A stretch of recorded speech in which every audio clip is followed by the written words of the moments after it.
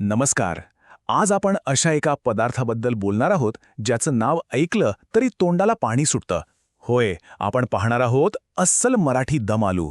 हा फक्त एक पदार्थ नाही बरं का, तर मसाल्यांचा आणि चवींचा एक भन्नाट संगम आहे. चला तर मग हा मराठमोळा आणि मसालेदार पदार्थ अगदी अचूकपणे कसा बनवायचा ते आपण आज जाणून घेऊया.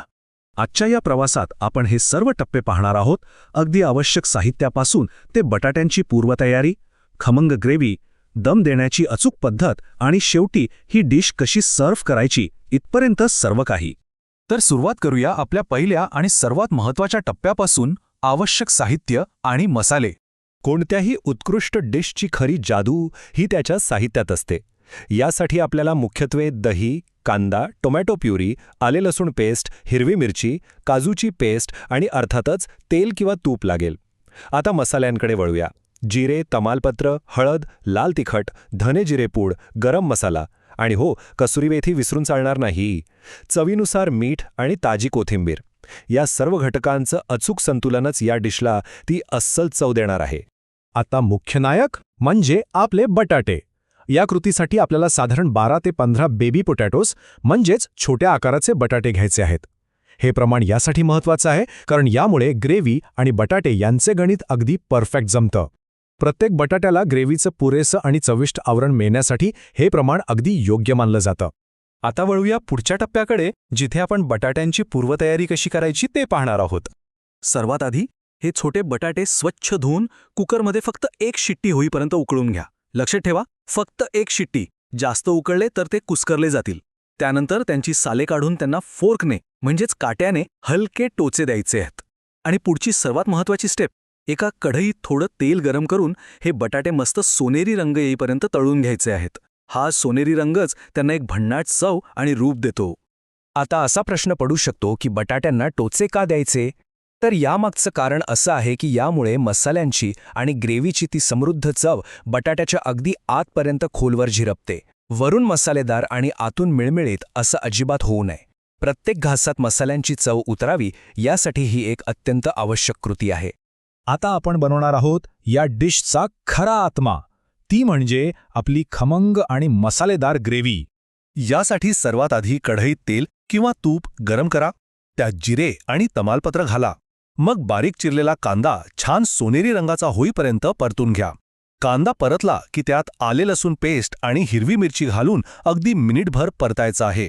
त्यानंतर टोमॅटो प्युरी सोबत हळद, लाल तिखट आणि धणे जिरे पूड हे सर्व सुके मसाले घालून हे मिश्रण एकजीव शिजवून घ्या. मसाल्यांचा कच्चेपणा घालवण्यासाठी हा क्रम फॉलो करणं खूप महत्त्वाचं आहे. पण आता मसाला अचूक शिजलाय हे कसं ओळखायचं? सोप्पं आहे. मसाला तेल सुटेपर्यंत शिजवा.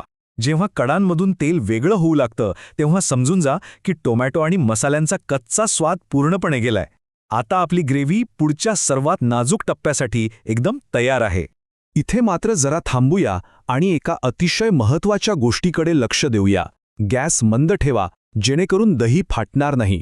होय, ग्रेव्हीमध्ये दही घालताना जर आच जास्त असेल तर दही लगेच फाटू शकतं आणि आपली सगळी मेहनत वाया जाऊ शकते. त्यामुळे इथे विशेष काळजी घ्या आणि गॅस अगदी मंद करा. मग दही सुरक्षितपणे कसं मिसळायचं? सगळ्यात आधी दही खूप छान फेटून घ्या, म्हणजे त्यात गुठळ्या राहणार नाहीत. मग गॅस एकदम मंद ठेवून हे फेटलेलं दही मसाल्यात अगदी हळूहळू घाला आणि सतत ढवळत राहा. जर ग्रेव्हीला एकदम दाट आणि रेस्टॉरंटसारखा मखमली पोत द्यायचा असेल तर याच वेळी काजूची पेस्ट घालणं हा एक मस्त पर्याय ठरू शकतो. आता वळूया या रेसिपीच्या सर्वात जादुई टप्प्याकडे, तो म्हणजे बटाट्यांना दम देणे. पण हे दम देणे म्हणजे नक्की काय? ही एक अत्यंत जुनी आणि पारंपरिक स्वयंपाक पद्धत आहे. यात काय होतं तर तयार ग्रेव्हीत थोडं पाणी आणि आपले तळलेले बटाटे घालून भांड्यावर एक घट्ट झाकण ठेवलं जातं.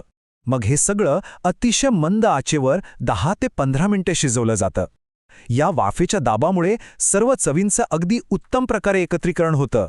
म्हणजे बघा, सुरुवातीला आपण तळलेले बटाटे आणि पाणी ग्रेव्हीत घालून त्यावर झाकण ठेवतो आणि पुढची 15 मिनिटं गॅस अगदी मंद ठेवून त्याला अजिबात डिस्टर्ब न करता शांतपणे शिजू देतो. या 15 मिनिटांच्या कालावधीत खरी जादू होते. ते सोनेरी बटाटे ग्रेव्हीचे सर्व फ्लेवर्स स्वतःमध्ये शोषून घेतात आणि एक मस्त एकसंध डिश तयार होते. 15 मिनिटांनंतर जेव्हा झाकण काढलं जातं तेव्हा जो काही सुगंध येतोय ना, तो निव्वळ अप्रतिम असतो. पण याला एक फायनल टच देणं बाकी आहे. थोडासा गरम मसाला, हातावर हलकी चोळून घातलेली कसुरी मेथी आणि भरपूर ताजी हिरवीगार कोथिंबीर. हे 3 घटक अगदी शेवटी घातल्यामुळे त्यांचा सुगंध उडून जात नाही, तर तो डिशमध्ये टिकून राहतो आणि वाढताना तो अगदी घरभर दरवळतो. आता आपली डिश तयार आहे, तर बघूया ती सर्व्ह कशी करायची. गरमागरम दम आलू बटर नान, मऊ फुलका, चविष्ट पराठा किंवा अगदी सुगंधी जिरा राईससोबत सर्व्ह करता येतो. हे सगळेच पदार्थ या दम आलूच्या दाट, खमंग आणि मसालेदार ग्रेव्हीसोबत अगदी भारी लागतात. जेवणाची लज्जत अक्षरशः दुप्पट होते. या संपूर्ण स्वादिष्ट प्रवासानंतर एक अतिशय रंजक प्रश्न उभा राहतो. आपल्या प्रत्येकाची एक आवडती जोडी असते, होय ना? मग गरमागरम बटर नान की सुगंधी जिरा राईस, कशासोबत हे अस्सल दम आलू खाणं सर्वाधिक पसंत केलं जाईल? या माहितीचा नक्की वापर करा आणि हा मसालेदार मराठमोळा अनुभव स्वतः घेऊन पहा. आज या खवय्येगिरीच्या प्रवासात सामील झाल्याबद्दल खूप खूप धन्यवाद.